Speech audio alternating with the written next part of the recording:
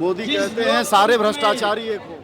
और जिस लोकतंत्र मोदी जी दुनिया में अपने भ्रष्टाचार को छुपाने के लिए वो विपक्षी पार्टियों पर ये ऐसा आरोप लगाते हैं।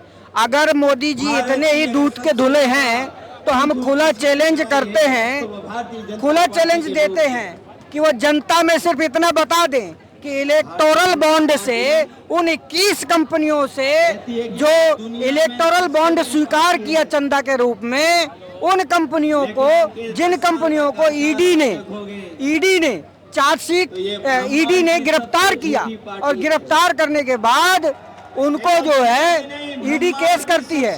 केस करने के बाद वो कोई 5 दिन बाद, कोई 10 दिन बाद, कोई 12 दिन बाद, कोई महीना भर बाद, कोई 6 महीने के अंदर वो भारतीय जनता पार्टी को चंदा दे आता है इलेक्टोरल बॉन्ड से। उसका हिसाब आज तक दिया नहीं। ऐसी 48 कंपनियां हैं और उन कंपनियों को हफ्ता वसूली जो किया है ईडी के माध्यम से, उसका हिसाब बताएं। ये तो सर से लेके पांव तक, ये तो सिर्फ एक इलेक्टोरल बॉन्ड है। दूसरा जो इलेक्टोरल जो ट्रस्ट बना हुआ है उसका 12,500 करोड़ रुपए का घोटाला किए बैठे हैं।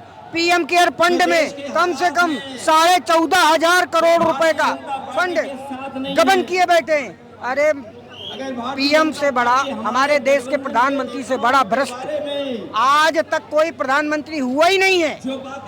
प्रधानमंत्री नरेंद्र मोदी से बड़का झूठा पार्टी का ये जो प्रधानमंत्री है, इससे बड़ा भ्रष्ट आज तक आजाद भारत में जितने भी अब तक प्रधानमंत्री हुए, कोई इतना बड़ा भ्रष्टाचारी नहीं हुआ जितना वो सत्ता में रहते हुए भ्रष्टाचार किया। सारा भ्रष्टाचार करके भी वो जीत रहे हैं लगातार। इसको दबाने के लिए अब नहीं जीतेंगे, इसलिए पूरा देश इनके जुमलेबाजी को, इनके फ्रॉड को, इनके धूर्तई को, इनके बेईमानी को, इनके भ्रष्टाचार को अब पूरे देश की जनता जान चुकी है।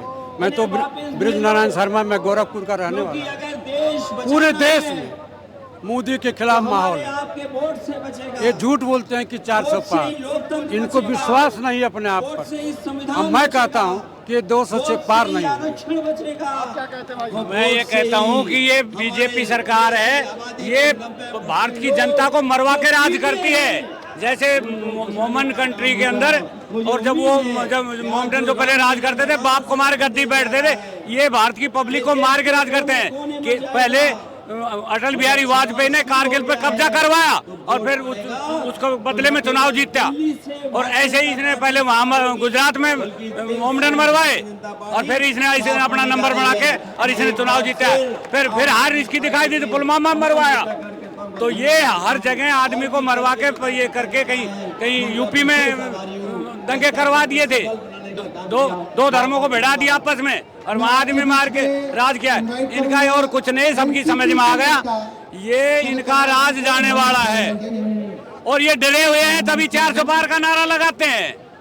वो खट्टर भी कहता था हरियाणा में अब की बार 75 पार, कहाँ गए 75 वो। तो ये सोच रहे हैं किसी तरह ले दे के किसी तरह 200-250 आ जाए तो जोड़ तोड़ करके बना जाए अपना। ये 250 के चक्कर में है और किसी तरह 250 पहुंच जाए, लेकिन ये 200 पे सिमटने वाले हैं इंडिया गठबंधन, ये एनडीए गठबंधन। 400 पार नहीं जी, 400 हार है। एनडीए गठबंधन की 400 हार है, 400 पार नहीं है जी। मोदी की गारंटी, 0 वारंटी। 40 भी आ जाए तो कह देना। मैं आज रामलीला के मैदान से बोल के जा रहा हूँ, बीजेपी के अगर 40 सीटें आ जाए पूरे देश में, जनता जाग चुकी है। इनके व्यवहार से, इनके धोखेबाजी से सारी दुनिया जान चुकी है।